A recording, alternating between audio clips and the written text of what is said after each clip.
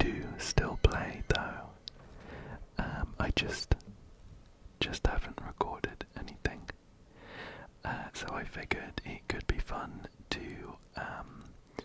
do the Abyss that reset recently, and just a bit of artifact farming today. Nothing too serious. Even with the Abyss, I'm not too bothered about maxing out all the stars. I like getting the extra primo gems, of course, but I don't like the stress of having to try really hard. So we're just chilling. And I'm doing a voiceover today as well. That piece wasn't very good. Not what I was looking for, at least. I'm looking for some pieces for Moika, who I managed to pull, but I don't have great Cinder City pieces for her, so we're doing some farming. But yeah, this is a voiceover on top of some footage I recorded a little while ago. So it does mean that we can have some mic brushing as a treat. Just while I'm doing this domain, I'm playing a bit of a fun team.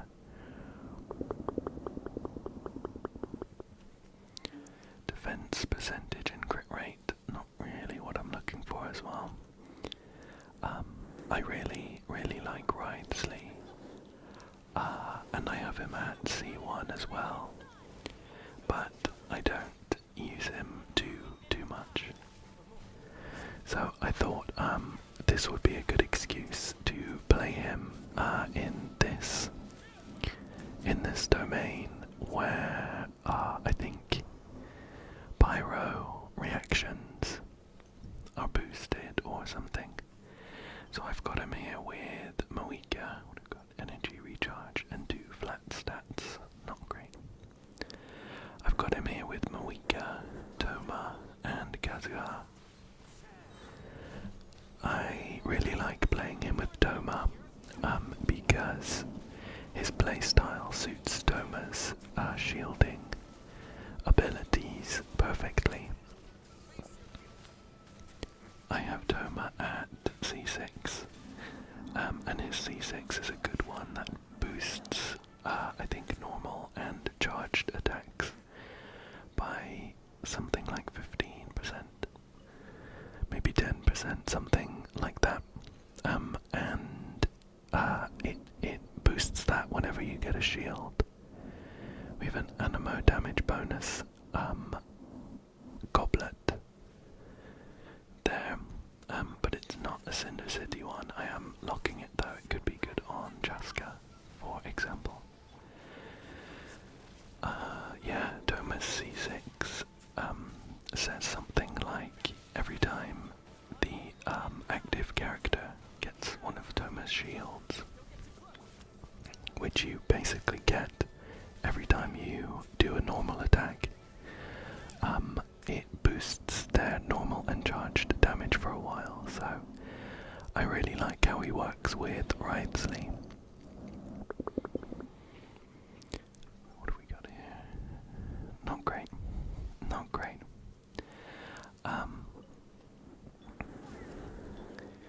And of course Kazuha is here, as he is in most of my teams, because on number 1 I love him. He's great. And number 2, he's really good as well. He has the Viridescent Venerer set on, which decreases the enemy's resistance to the element that you swirl. And if you play it right, what have we got? Elemental Mastery, HP percent and crit rate. good. Elemental Mastery as a main stat is, I think, the rarest. Maybe one of the rarer ones, so I lock that one. If you play Kazuha right, which I'm not sure I do here, you can swirl two elements. Two elements, so you get the res shred on two of your elements there. But we're just taking these guys down kind of casually. And I'm at this point noticing that my Writhsley is not doing much damage. So just here I check his stats. Kind of low. The crit rate's fine though with the if we had the stack of the Merchase Hunter, and I have garbage artifacts on him. I think I must have swapped a bunch out when I was playing someone else in the Imaginarium Theatre or something. So, unfortunately, I was not showcasing Writhsley very well because he was on garbage artifacts. He is usually a lot better than that. But it was just kind of casual to use up my resin anyway. Nowadays, if I want to clear pretty much any domain as quickly as possible, I'll use a Novelet team. I have him at C2, I think. So he just demolishes everything, which is fun. But at this point we've used up all of our resin. Yeah, those stats look better. We've used up all of our resin. We didn't really get any. Well, we have one more to check. Fingers crossed. Not great. We didn't really get any good pieces for Mizuki, so I'm just gonna go ahead and teleport over to the spiral abyss to get going on that. And here we are. And let's check out what the special effect is. We get some rewards for clearing up to 9. When a character's plunging attacks hit opponents, a shockwave will be unleashed. So plunging attacks are the way to go here. Obviously it's kind of put together to work with Baressa, I think is the newest plunge character. I'm not sure I got her name right. But yeah, to work with her and Xian Yun. But I actually recently got Mizuki, who I know is gonna be on the standard banner. So everyone was saying not to pull for her, but I thought her playstyle actually looked really fun, so I went ahead and pulled for her anyway. And I'm trying to force her here because she's not great. She's fun to play in a way, but she doesn't do an incredible amount of damage. At least the way I've got everything set up. Let me know if you have any tips or anything. But I've got over 1,000 elemental mastery, which is kind of the only stat you care about with her. She just does a lot of swirling, and I like to run her with Kazuha because she boosts the whole team's swirl damage, so I can get Kazuha's burst out and start going that way. So we've got Mizuki, Mizuki, Farina, and Kazuha in our first team, and we're gonna go for a Genichi team in the second one with Bennett and Emily. So I'm just checking to make sure I have proper gear on everyone, and swapping Emily over to a better spear. So the way that Mizuki works, in case you don't know, is you press her skill and she starts floating around and swirling at intervals around her. see it in a second. Here we go. Like that. So the idea is that you have some team members that have good elemental reactions. So here I've got Moiga and Farina for Vaporize. And then you just start swirling them, so you get all these reactions really, really quickly. And Genichi here is going to take out big guys pretty quickly with some big hits when we get them. There we go. So, of course this is only floor 10, so it's an early one, and we're not going to have too much trouble. Extra elemental mastery here is going to be perfect. Mizuki's constellations, though, are pretty good. There's basically ones that kind of boost the swirl damage that she does. So I'm looking forward, funnily enough, to failing 50/50s to her. And she is now, as of the time I'm speaking to you, she is now on the standard banner, so you could get her there as well. I do still think she's cool, and maybe I just need a better team setup. Maybe Kazuha's a bit much. I might not need 2 swirl drivers, but she doesn't do an incredible amount of damage. Everything kind of feels lackluster compared to Neverlet. I'm pretty sure I pull him out at some point in the spiral abyss here. But again, I'm not trying my absolute hardest to clear quickly. So, I'm trying to have fun with Mizuki here now. And we get all of our setup out, and then start swirling. It's not bad. It's not bad, and it's very fun in the sense that you press her skill, and then you don't really press anything else. She can't basic attack while she's in her floaty state, so you just press the skill and start going. We're back on Genichi's side here, where the idea is that he works perfectly with burning. I do have his signature weapon, which also works very well with burning. And so you get the enemies burning and then start firing off these huge damaging shots from his skill. And that is floor 10 done. Floor 11 has the bonus of extra electro damage.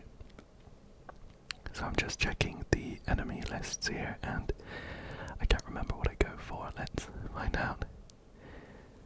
I hovered over Neverlet for a second. But we're still trying to push the Mizuki agenda. So I go with Mizuki here. And who else? Vishal, Shinobu is a really good choice, so I wonder if I go for her. We got Auroron. There she is.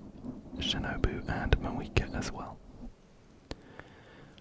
For overcharge. I can't remember what the Electro Pyro one is, but. And for the first half, we're going with Neverlet, Farina, Charlotte, and Kazuha. A tried and tested classic team that should absolutely melt anything it runs into. I don't think I do like a build review in this footage, but let me know if you'd like to see any of the builds I've got. I actually recently put Neverlet on. We melted that, by the way. I don't know if you saw. I put him on Jade. I can't remember what the catalyst is called, but it's one with a max HP percentage boost. I think it's the Battle Pass one. It gives crit rate on the main stat, max HP boost, I think, and if they are off field for a certain amount of time, they get even more max HP for a short time when they're back on the field. So it just means that his max HP is even higher, and he does an insane amount of damage. And now we get to see me struggle to clear the second floor with the Electro overload. Mizuki team I went with. I think there's better options for sure. One thing I always miss when I don't have Kazuha on the team is being able to pull everyone up into the middle, so they're all in one place. So I really love using Kazuha wherever I can. Of course, he's in Novelette's team here. Probably a bit overkill.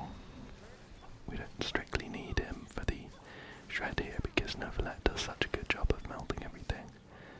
We'll pop everything here. And even before we get the charged attack out, that first enemy is already down. And there goes the second one. But it's a good thing that the first half is so quick, because the second half is a slog. It takes a while. Auroron is kind of geared more towards electro charged, I think is the hydro and electro reaction. He is kind of more geared towards that, but he can work with other reactions, so long as you have another Natlan character who has the Natlan special mechanic, because he gains his resource based on them spending it. I think something like that. But we're just throwing out as many reactions as we can, and it's taking a while. I remember these two just taking forever. And of course my Mizuki isn't built incredibly right now. I know that she can be, with the right setup, like the highest DPS in the game, or the highest burst at least, but I don't have her built very well, so she still does a fine job. It just could be better. We are almost there with these two. We just need to beat 300 seconds, which I think we're going to do fine with. That's 6 minutes. No, it's 5 minutes. What am I talking about? 5 minutes, so we did still manage to get our 3 stars there. And we are on to floor number, chamber number 3 of floor 11. And again, we have one big guy here who should be down pretty quickly. And here comes Novelette to melt the rest of the HP bar. And another big guy. We just run through the rotation, because why not? Why not? It doesn't really take much more time. So we're just trying to focus on clearing this one. And I'm actually having flashbacks now of how much of a struggle this fight was. I didn't look at the enemies well enough. This particular enemy is countered by plunge attacks, so it makes sense for the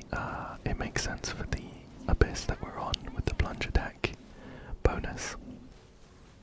But when Mizuki's in her floaty dream state, you can't do any attacks, so this is not the team for this fight. Although one funny thing that I found a couple times was if I started floating and then charged into the enemy in the middle, Mizuki kind of clipped on top, which was funny, because I think the rings here couldn't actually damage me when I was up there. It was just funny, I think. Nowhere near as good as Plunge. It's not a worthy replacement. And I'm also pretty sure at some point I give up on trying to keep using Mizuki here on this fight, and I just start plunging with Mawika or something. There we go. I'm up on top there. We have 420 seconds for this challenge, which is 7 minutes. So we have 54 seconds to finish this fight for the full 3 stars. Who knows if we're gonna do it. Shinobu is down. Shinobu has unfortunately gone down. So we're missing the majority of our electro application. Auroron is great, I love him, but his electro application itself isn't the best. He does work really well with other electro applicators though. And with 13 seconds to spare, we finished that fight. And I think this is where I retire the Mizuki team. I don't think she's going to work in floor 12. But for the first half of floor 12, we get an elemental skill hydro damage boost for the first half, and a plunging attack damage boost for the second half. So I go with Novelette, Farina, Charlotte, and Kazuha for the first half, and I try out a calming team for the second half, including I definitely bring along Bennett, and I'm just considering who else might be good. Xian Yun, of course. I'm gonna click her in a second. She's perfect support for plunge teams, so she's gonna be good there. And I bring along Xingqiu as well, who I think will do a good job. But I do need to double check my gear for some of these. Specifically Coming, I don't know if you remember, but I took the gear off of Writhsley, or when I finished the domain, I took the gear off of Coming and put it onto Writhsley. I do give him Moika's Serpent Spine for the crit rate, and he works really well with the Mershase Hunter set because he reduces his own HP. So we get 36% extra crit rate when that's fully stacked. And I've just chucked some gear on, and let's see where we are. Really good piece there. So we're up to 69, and the crit damage is a bit low. Let me check there. Interesting. I think maybe I'm not sure. It is a little bit low, but from the substats, I guess. Especially considering with the extra 36%, we're going to be up to, it's going to be about 96% crit rate with Coming there. But I just chucked some pieces on him quickly, so I didn't pay too much attention. And we're going to go for Viridescent Venera for Xian Yun. Kind of focusing on energy recharge, and I think attack percentage and HP percentage, because that's what her healing is based off of. And otherwise, once she does the swirl and pops her ult, her burst, she's not really there to do damage herself, so we're not too bothered about crit rate and crit damage and that sort of thing. But let's see what we end up with.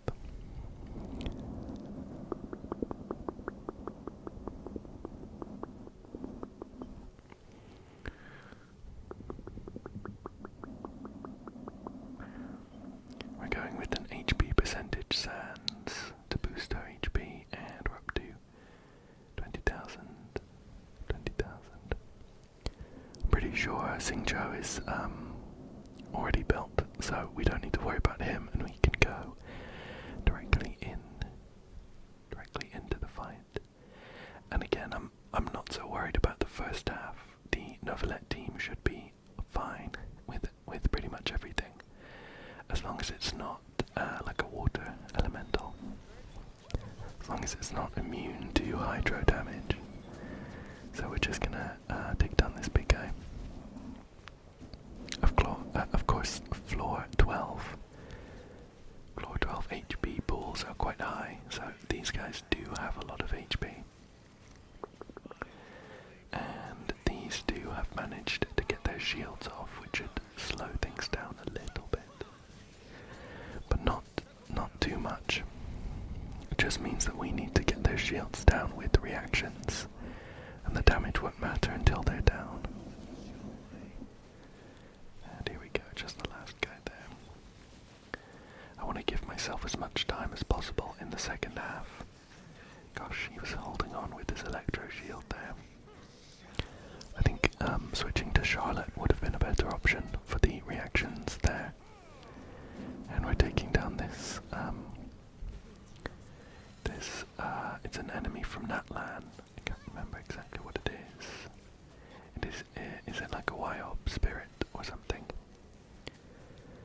But their whole thing is that they take away your energy and then you need to fight them to get it back. So, I figure it's worth healing here, and we'll finish it off. So, a bit longer than I would have liked on that half of the floor. Now we're on to the coming side of things, where we're gonna get all of the support skills off. Bennett's ult, Xianyun's ult, and Xingzhou's ult as well. And then we pop Gaming's ult and just start plunging.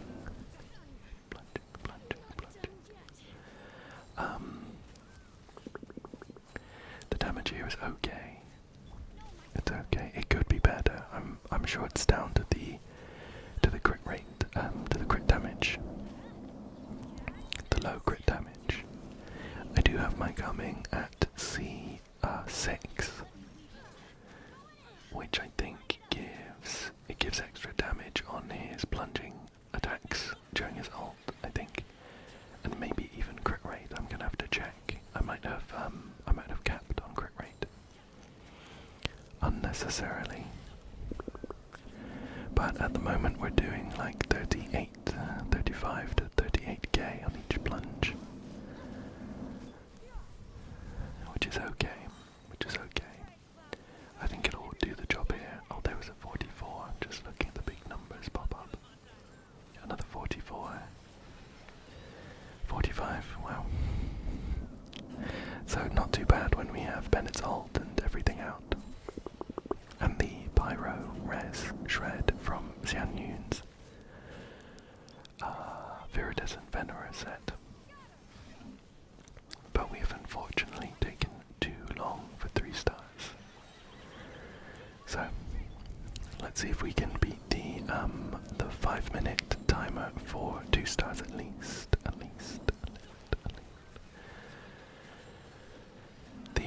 The rotation here is pretty straightforward. There's not too much decision making going on. Maybe that's my trouble. Maybe I should be reacting to something.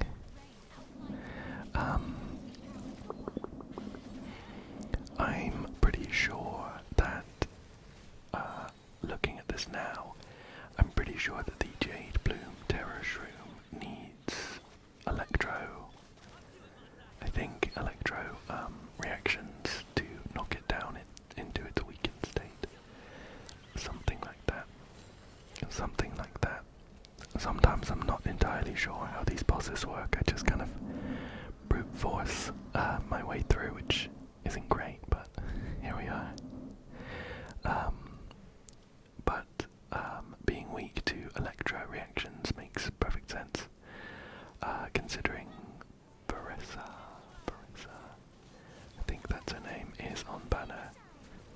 When this Abyss is up, Electro plunging damage there, so that would be perfect for that side of things. And Farina was on banner before that, so the skill hydro damage bonus is perfect for Farina as well. I did actually pull for an extra Farina when the banner was up, and just before it ended, I managed to get one. So the footage we're seeing now has a C0 Farina, but I do now have a C1 Farina, which is very fun. It boosts the damage quite a lot. But here we just need to pick the special mech, the one with the circle around it, and just clear it down. These enemies are now level 98, so they have quite a lot of health, and we're just going to finish off the array. And we're down to 8 minutes and 30 seconds to clear the other half, which might be a struggle.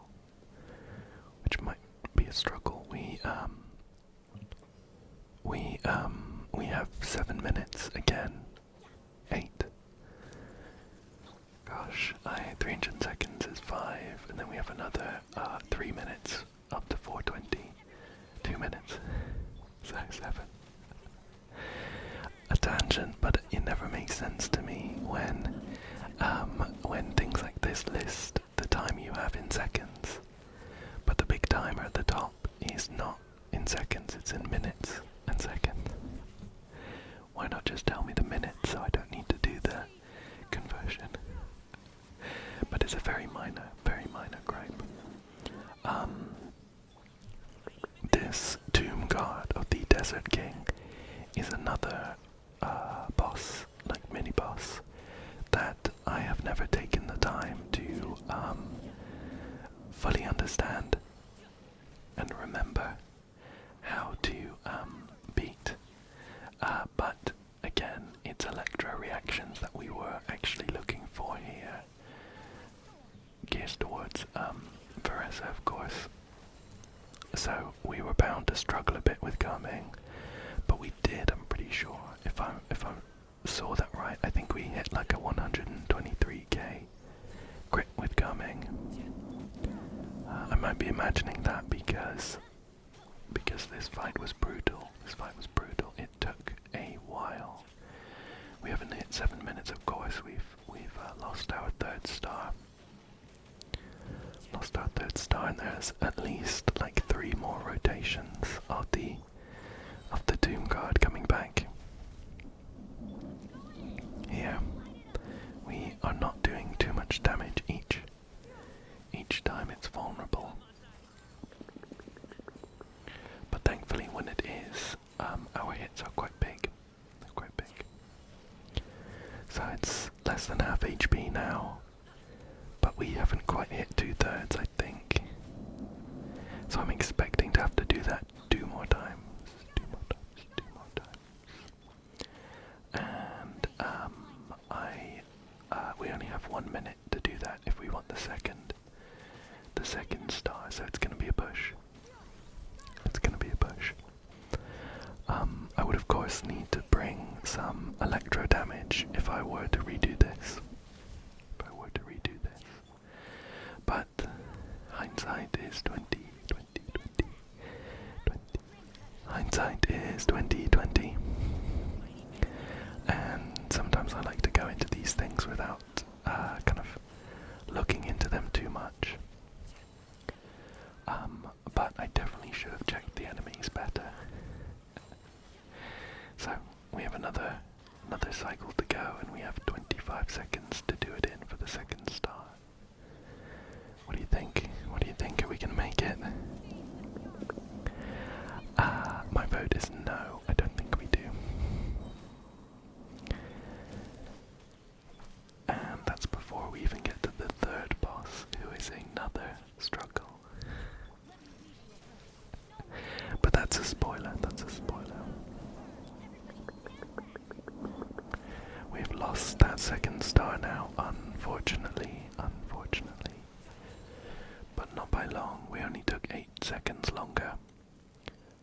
But we finished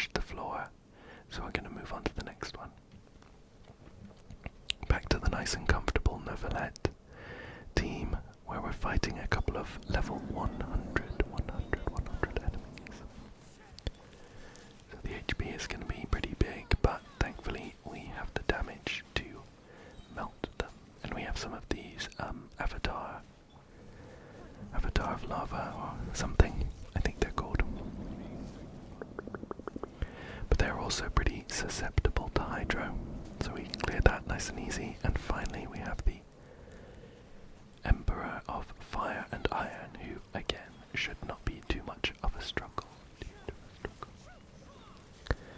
With this one we need to clear his Pyro Shield to put him in his weakened state, and then we can swap back around to Novelette, who doesn't have any cooldowns, and then just start powering into him like that. He is going to dive underground, so let's see if we can snipe him before he does that. Only just, and the very final fight here, second half of floor 12, is the Ancient Ruins Constructor, who is kind of a tricky customer, and it has a mechanic which I forgot about until it happened. I think this is the one that you need to beat. It's the boss in the overworld that you need to beat for Moika's Ascension materials, I think. So I've done it a bunch, and usually I bring Kazuha along with me, who makes it quite easy, but we'll see the mechanic in a bit. We fight it for a bit, it's empowered, so it doesn't take much damage, and then we have these pillars that you can't climb. You can't climb these, you need to like plunge attack on top of them, or like Kazuha, you can use his skill. It's a bit tricky, but you can use Xianyun as well, or even Gaming in his jump to get on top, but it's quite precise because there's a lot of movement there. Gaming goes down, gets one shot, and I decide, okay, I wasn't prepared for the special mechanic, so I'm going to redo it. Thankfully floor 1, the first half didn't take long at all, so I don't mind redoing that one. So we get back round to the second one. If we wanted to change the team, we would have to redo all of the chambers on floor 12. So I'm not too keen to do that if I don't have to. So I'm just gonna try again with the same Gaming team, but I'm gonna be better prepared. I'm gonna be better prepared for the pillars that crop up. I think I might have seen online like a video where there are some quite precise jumps you can make as just a normal character without extra jump height onto certain outcrops on the pillar to get up to the top. But I might have seen that after I tried this fight, so it would have made it a lot easier if I could. The plan for now, though, is to try and hold on to Xianyun's skill, or preferably her skill. But if I have to, I'll need to use her ult, because her elemental burst, her ult, gives you extra jump height on anyone. It's just like a buff across the board. I'd like to save that if I can. I overshoot it, so I'm gonna need to use something else. We pop our ult and jump on up. Just up there. If I can, I want to save her ult because we only just made that. Because it's part of the rotation for the kind of big Gaming burst damage. So if I use her ult to jump on top of the pillars, I lose out on DPS. So I'm pretty sure I try a couple times to snipe the jump with her skill. But it's difficult. When you use Xianyun's skill, you get quite a lot of momentum going does make it difficult to try and hit the targets there. You do, though, zone in, you home in on enemies. You do home in on enemies, but it doesn't count those crystals on top of the pillars as enemies. So, Xian Yun's skill doesn't home in on them. And in fact, this time I don't bother with the skill at all, and I just pop her ult to jump up nice and easily. And try and get the rest of my rotation off. We're doing pretty big hits when we get to it. I think there was a 150k there at one point. But it's a tight window. It's a tight window once we get the pillars down. We're gonna have to do another couple rotations, and we have not made the 3-star time, and we have we need to beat 5 minutes for the 2-star time, which could be doable. It could be doable. We'll see. We'll see. It when the ancient ruins constructor is in its empowered state, when it's not in its weakened state, it's very, very, very tanky. That was a very awkward one, and I'm jumping the wrong way. And I missed that. There's no way I get these. That one, we only just got it. That one was a bit frustrating because I was just outside the circle. You can't snipe those with like an arrow. For good reason, they want you to jump on top. I was just outside the circle, but I was on top of the pillar, so I wasn't hitting it. We do, however, just finish this in time. We have 19 seconds left, so we do get 2 stars, and we finish the final floor, which I think is a good enough achievement. A good enough achievement. We missed 2 of the stars on floor 12, unfortunately. But I think I did a pretty good job. We're gonna pick up those rewards, including the primo gems. There we go. Oh, we only got 3 stars. Less than I was expecting, but we got some rewards, which is nice. And I think I just do a couple pulls. To finish off. Here's me putting on Farina when she was still on banner. I recorded this a little while ago. I wasn't super bothered about getting another Farina. The extra damage is nice, but it's fun to get a new character, I think. But what I really wanted was Mika or Charlotte, the constellations, they're both on the banner. I think Mika is like the only 4-star I don't have, and I think when I was pulling on Farina's banner, I got Chongyun every single time. Every single time I got a banner 4-star, I got Chongyun, and I've got him at C5, so it was unfortunate, but I didn't get any Mikas or Charlottes.